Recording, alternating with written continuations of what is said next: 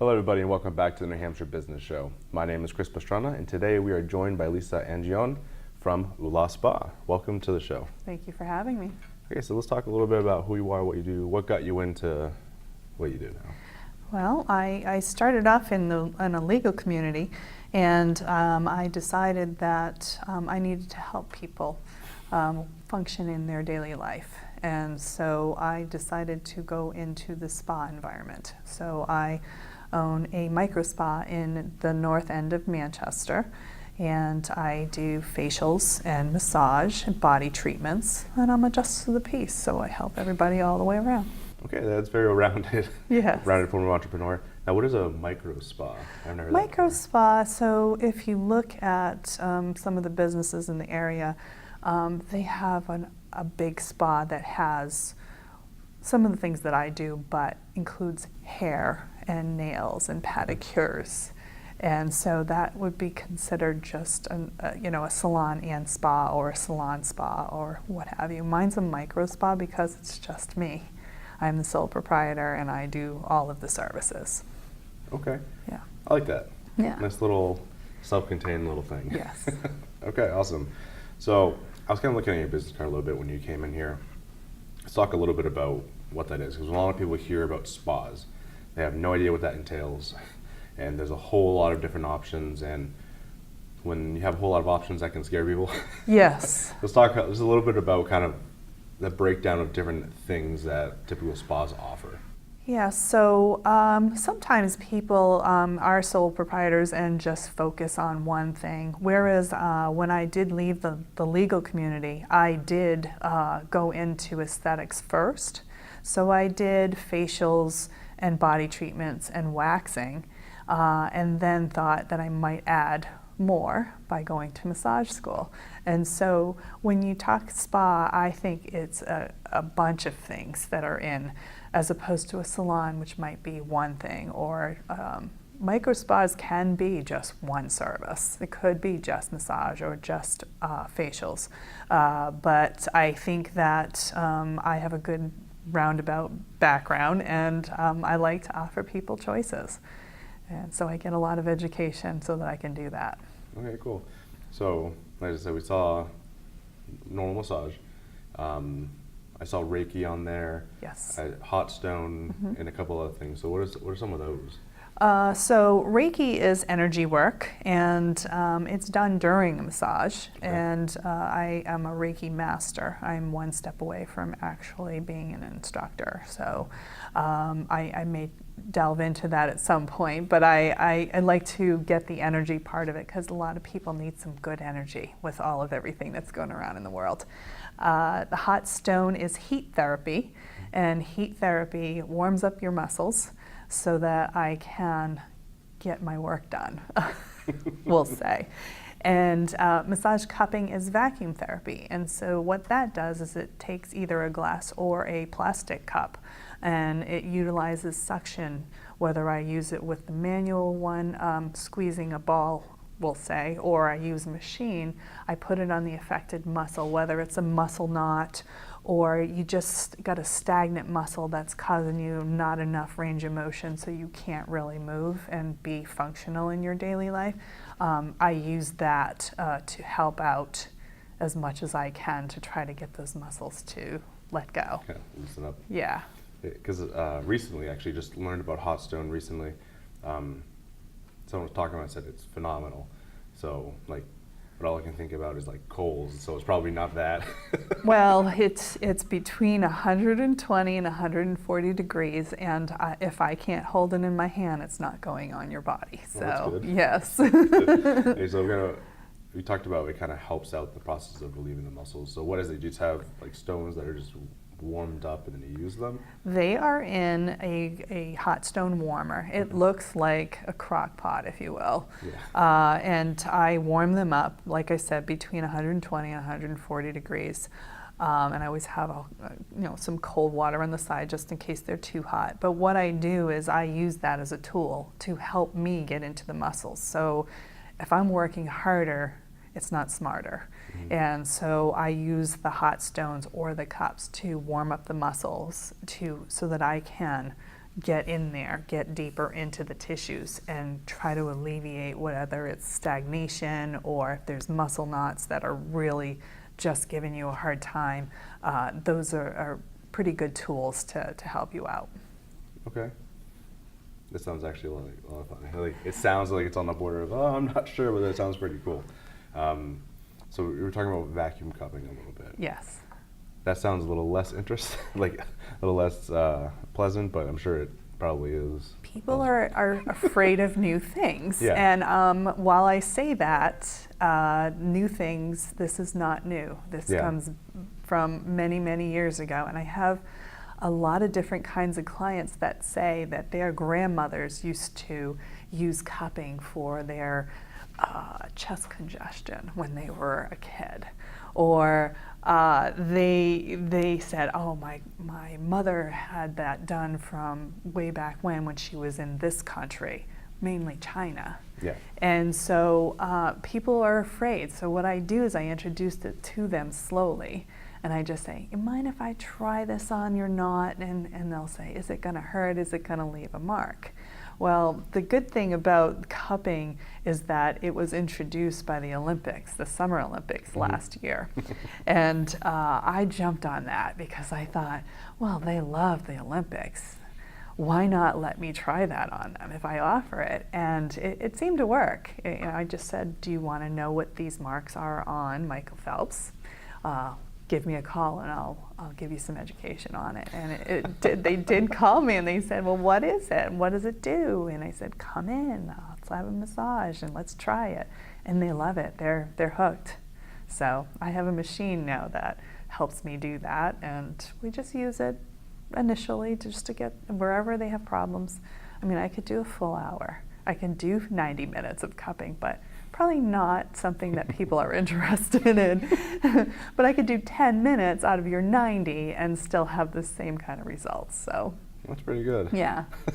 Okay. So we've talked about a bunch of these things, and I can see where people are kind of like torn on this, because when you hear about the difference between Western and Eastern medicine, and you kind of it scares people like you're talking about. So I could see that halting some people with like, oh, it's not a pill. I don't know. Right. What are the benefits? That type of stuff. So the benefits of cupping is that it really helps your blood flow in your muscles. Yeah. It moves around that lymph. It gets you to a point where you do have more range of motion. And I'd not used it until like the last few years. I finally got certified in it because I was nervous about it too. And I did straight on 4 days of massage cupping training, and I looked terrible. So I totally understand why people are scared. I don't want any marks or what have you. But the celebrities, the Olympians, they help us understand that there are other options and that you don't have to suffer in silence and you don't have to take a pill. And it doesn't really matter how old you are. It's good for everybody, because I have clients from 9 to 92. I use cupping on pretty much all of them. So, yeah. So that's good. So the health benefit, because I think that's something that's missed a lot when people hear, oh, I'm going to the spa. Yeah. I talked to this with someone else before, and they hear, oh, okay, I'm going to the spa, and everyone's like, okay.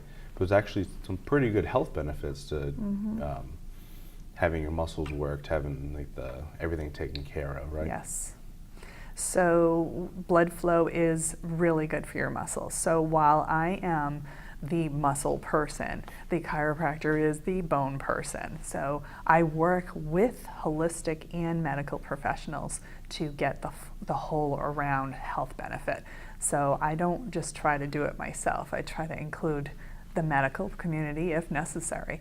But the spa environment should be the spa environment. It's a place to get away from the kids and the husband and the work and try to release the pain and the stagnation and the muscle knots and try to get them so that they subside a little bit so you can function in your daily life. So if I'm called a spa, yes, I'm called a spa, but I would like to think that I can do a lot more than just have them go to the spa. I would like to have them relax their body but release their pain at the same time. Yeah.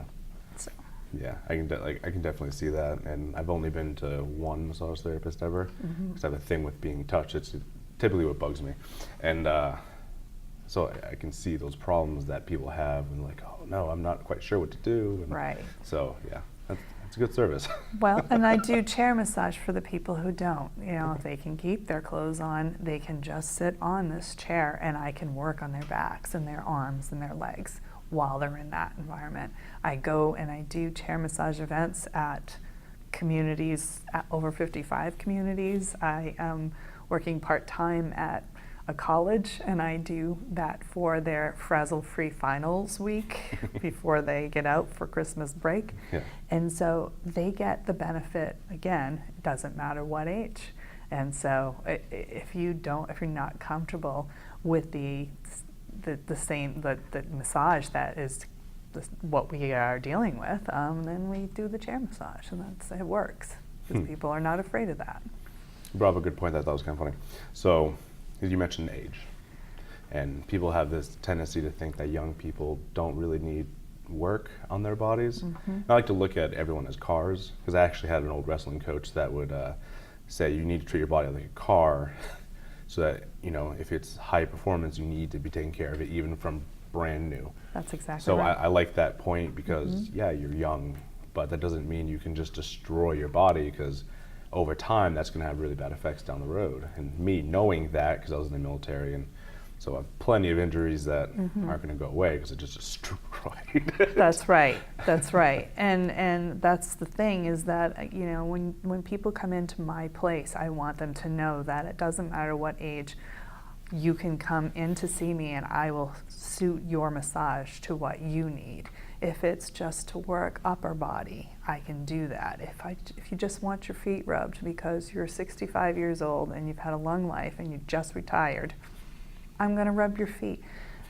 I'm going to cater your massage or your treatment to who you are and what you have done in your life, and continue to make you functional.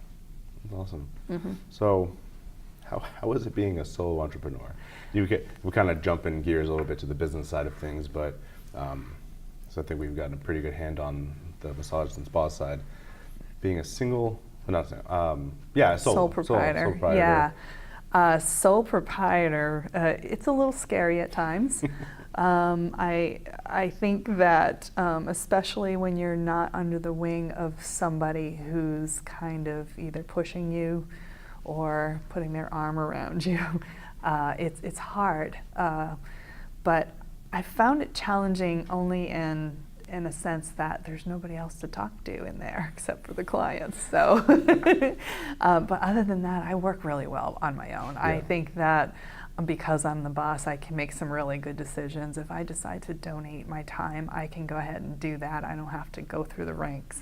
And you'll give me a discount because, maybe it's the first time I've seen you. Yeah, you get 20% off when you come and see me the first time.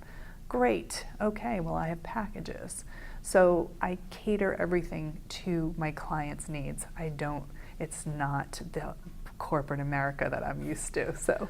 And especially in this field of like the spa, esthetician, kind of that area, I see a lot of people jump into that, and sometimes unprepared, yes. Often unprepared. Exactly.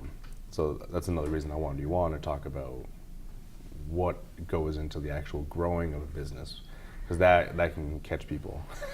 So what I've found over the years, I've been in business since 2013, and what I've found is everybody does voucher deals. And everybody just tries to give the best deal so that we can all be in competition against each other. But the real, true, honest thing is that we've all gone to school from different trains of thought here. And, because some of us have come from corporate America, we try to say, oh, well, we used to do this in the office, and that doesn't work in this environment. And I can tell you that from experience, because at home, my husband is corporate America, and he understands corporate America really well. He's a spreadsheet man. And I don't think I've taken since I've done my business plan, I haven't taken out another spreadsheet, because you really have to get your education in, make sure that all of your T's are crossed and your I's are dotted, and that you're getting out to see as many people to see how you can help them. And they'll come. They will come to you. It's just a matter of saying, hey, why don't you try me out and see? So that's why we do the voucher deals. I've done the voucher deals. They've helped me a lot get some of my clients, but some people will only look for voucher deals. So when you're coming in to aesthetics is facials and waxing. Waxing is very much needed. Facials not so much. So you're not going to get a lot of repeat business unless people have the money. And where we've had an economy that kind of goes like a roller coaster, do I want a facial or do I want a massage? I think it's more of a want facial and need a massage. So I think that I do more massages than I do facials nowadays. And I focus just on medical necessity and the fact that they will feel better because I'm going to help them be functional in their daily life. So very good. Yeah. Awesome. That's a good place to wrap this.